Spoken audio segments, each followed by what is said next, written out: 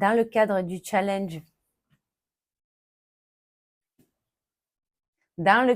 challenge, Effet Visibilité, un jour, une vidéo, je vous remplis votre bibliothèque de savoir.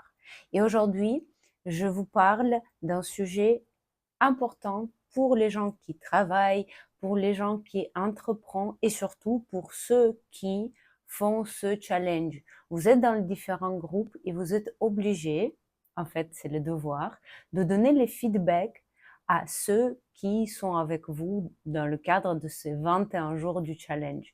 Il y a les uns qui font super bien le boulot et donnent les feedbacks merveilleux, très très précis, très longs, etc. Mais je voudrais parler surtout du fait de savoir recevoir le feedback. Et surtout, vous savez, il y a les gens qui commencent à se dire oui, mais pourquoi il ose à me dire c'est pas comme ça, je suis pas bien fait, elle est qui elle ou il est qui lui.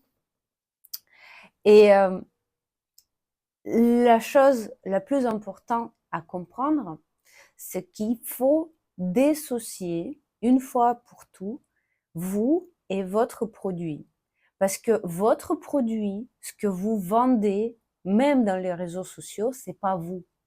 En fait, il n'a pas le même expertise, c'est pas vous entièrement. Donc, quand on critique même ce que vous faites, c'est pas vous qu'on critique, c'est ce que vous faites dans le cadre de votre page en ligne, de votre promotion de votre produit. Vous savez, moi j'ai compris ça il y a en 2016. Je lançais ma première start-up. Et quand je commençais à essayer lever de fonds, c'était pas évident. Déjà, j'avais pas d'expérience dans les startups et le produit que j'ai développé, tout simplement, il n'y avait pas l'historique suffisant pour que les investisseurs investissent les yeux fermés. J'ai écrit environ 300 mails et j'avais 0 réponse. Partout, on a envoyé rien, nada. Par contre, quelques années plus tard, quand le startup a commencé à être vraiment présent, les investisseurs ont commencé à être vraiment très attentifs. Après, il y a les groupes d'investissement qui commençaient à venir vers nous et à proposer si on voudrait pas tout simplement faire encore une tour de table, etc. Et quand j'ai vendu ma startup et je lançais la deuxième, la troisième, les gens m'envoyaient presque l'argent les yeux fermés. Pourquoi? Parce que mon produit a fait preuve. Et c'est pas moi, Maria, qui leur plaisait ou ne pas, ne pas plaisait, ne pas plu. Donc, pour vous, c'est pareil.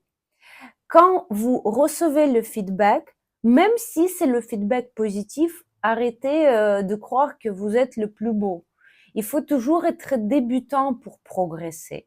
Et pareil, quand vous faites quelque chose et un Reels, deux Reels, trois Shorts, trois, cinq vidéos qui n'ont pas forcément été acceptées par vos camarades ou par le public, on s'en fout, c'est pas vous.